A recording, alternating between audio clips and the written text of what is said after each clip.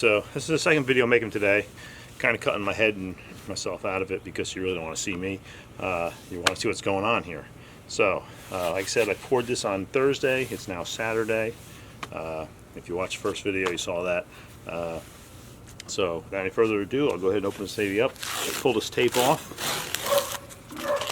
And again, I'm wearing gloves because again, you know, this stuff can really eat up your skin. It's fairly heavy at this point because there's still a lot of moisture in it.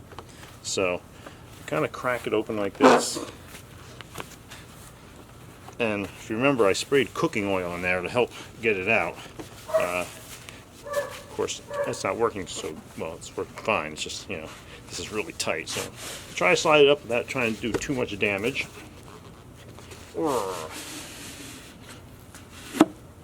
Alright.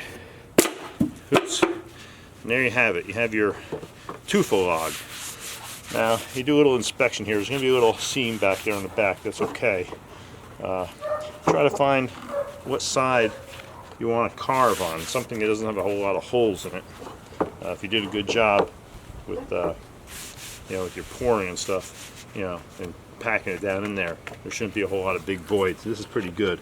The seam in the back, again, you don't really have to worry too much about it. If you don't like it, you just get a chisel. See, it just scrapes off. Comes off pretty easily. Okay. So again, that's the back of it. I noticed the top's got a little bit of a crown. I mean, you can straighten that out too. But I think the front's pretty good for what I'm going to do.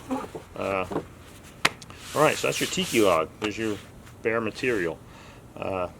So the big step in carving is finding a design and designing a layout. I found this artist on Facebook. Her name is Sarah Mack, and you know, she had this little, you know, kind of like a coloring book kind of page here that she printed out. I wanted to give her props because I didn't ask for her permission to do this. I'm just using her as inspiration. The mouth is kind of like a Crazy Owl, if you're familiar with him. Crazy Owl mouth. That's kind of what I kind of mouths I make, so I was kind of drawn to it. And then the top is a tiki bob design, so it's kind of like a tiki bob design with a Crazy Owl mouth, and that's what I'm going to go here for today. So earlier, before I took this out, you know, in my house, I used the mold and I took some cardboard, you know, some poster board, and I wrapped it around and I drew out the design I wanted. And then I cut out, you know, what I wanted to cut out. I'm pretty familiar. I can pretty much freehand the mouth since I do that a lot. But I wanted to make the eyes, you know, that whole top part symmetrical. And again, I liked her layout. So what I did is I took measurements and saw what, you know, where the middle was, how far down the mouth was, how much empty space was down here. And basically that's what you do. You kind of figure out how you gotta lay it out. Layout's important because if you mess that up, then you know your tiki's gonna be messed up. And so layout's really important, and putting it on the log itself is important. So I use this as my inspiration, and then so I cut it out in poster board. So I'll find the middle of the tiki and I'll lay this out there, and you can see that's where the nose will be, the mouth will be down here. I'll just freehand that. Then the eyes, or those cavities where the eyes are, will fit right in there. And then, let's see, here's another piece, and I'll etch that all out. And then the beauty about this is, when you do that, you just flip it over, and you've got the same design on the same side, so everything's symmetrical, so you're not having to try to copy each side. And it won't be perfect, but you know, you get it close, and then when you start chiseling away, you know, you take a little off here, a little off there, and then, like I said, I can pretty much draw the mouth the way I want to draw the mouth. So, like I said, I'll find the middle, and since this is square and this is pretty much square up here, this is, you know, how I'll do this. Take off my gloves for this. Again, this is going to dry out the skin, but you know, I use a pencil, see if a pencil will work. If a pencil won't work, then I'll go to chalk. But the marks don't really matter. You can always you know, rub them off later. And, you know, the middle, I just kind of make a light design in the middle, you know, where I want to stop his nose. Okay.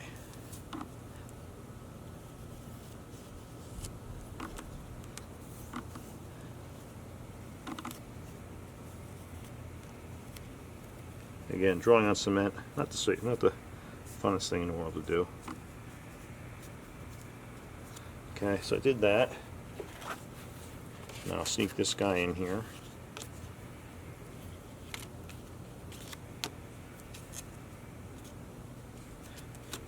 Again, like I said, you're just trying to get a close outline. How you want to do this. This took a while for me to figure out. Like I said, I've been doing this on my own, so a lot of it was freehand early on. But as I got older and wiser, I realized that you really should use a stencil, you know, to kind of make things the same. Okay, so I did that one side. I just flipped my stencil over. And again, if you find out as you're doing this that, you know, well, maybe you picked the wrong spot to do this on the log, then you can always just start again. It's no big deal. This is just pencil marks, and this stuff will rub out.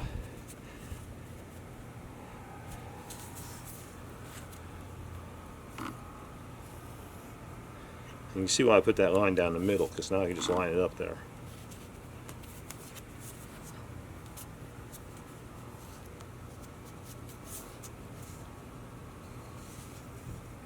But people who carve tikis will tell you this is probably one of the most important parts of carving a tiki, is actually laying it out right, because you can always make adjustments once you start carving. See, like I was a little off there. But again, you know, it's cement. It's tufa. Okay. So I got this guy. I throw him in there. Pencil's working really well on this one because it's really still pretty soft.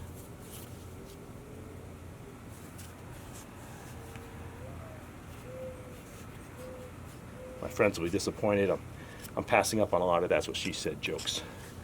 So, all right, so there you go. Just connecting the bottom of his eyes. And so this area in here will be his nose. It kind of flares out. And then his kind of big eye sockets, and then I'll have eyes in here, you know. And I'll carve away all this. I'll leave the eyes in there. I'll carve away this.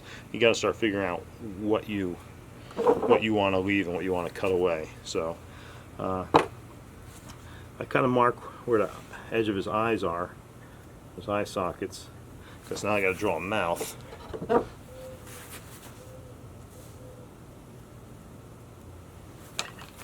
Another measuring tool I use is tape. So I'll take this big tape. Again, I don't know if it's 2 inch or 1.5 inch, whatever it is, I don't know. But this will give me a good, you know, like, I want to leave a barrier down here, or, you know, a nice edge. So I'm not really going to, I'll do some ornamental stuff in there, you know, just carve some lines, kind of like this. But now I'll do the mouth right in there, and I kind of just follow the lines that are already on it, follow the contour of the eye.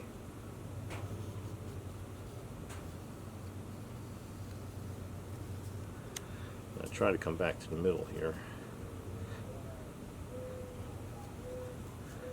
and I can use that tape as a guide how far down I want to go.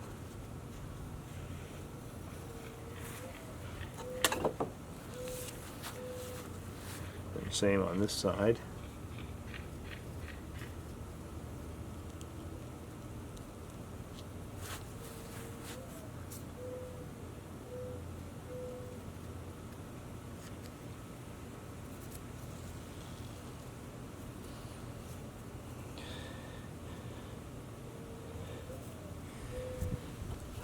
And really, that's about it. What I'm going to have to do is I'll use a chisel for kind of like a guide. If you get the right width, you can,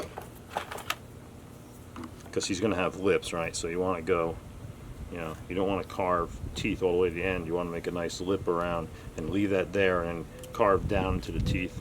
But I'll make that part of my my next video, okay, as I start carving. All right. Well, actually, I'll tell you what. Instead of stopping here, I'll put my gloves back on, and I'll show you how I start. Now that I drew onto the tiki, I use an etching tool or something, you know, with a sharp point. I like to use this. It's just a protractor, and then I just start dragging along the lines I drew. And you see it digs in. Try to make some nice swooping lines. And of course, by doing this, you're going to rub away your pencil marks. So that's why you really want to kind of do it with this. You see how that line feeds into that line.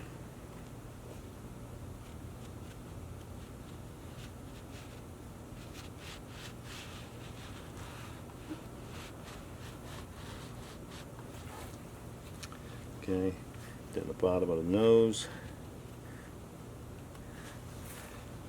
And then I start on the mouth.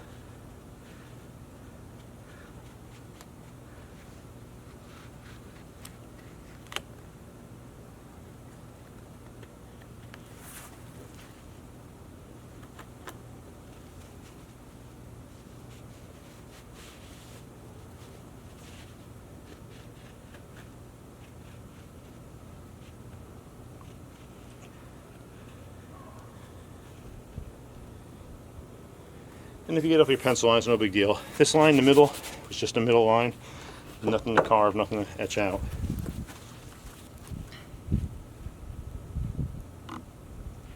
And you see how this is digging into it. And once you start carving, you really got to get it done in one day, because this stuff's going to start getting harder, start drying out on you. So that's what you really got to plan your day. You got to check your weather. Not only the day you're going to pour, but the day you're actually going to carve. So you check the day you want to pour, be a nice day, and then you got to make sure that then 2 days out is going to be nice also. So you're not carving in the rain. You don't want to do that, or too cold. So that's pretty much it for that. Once you carve some of that stuff, I'll show you a little.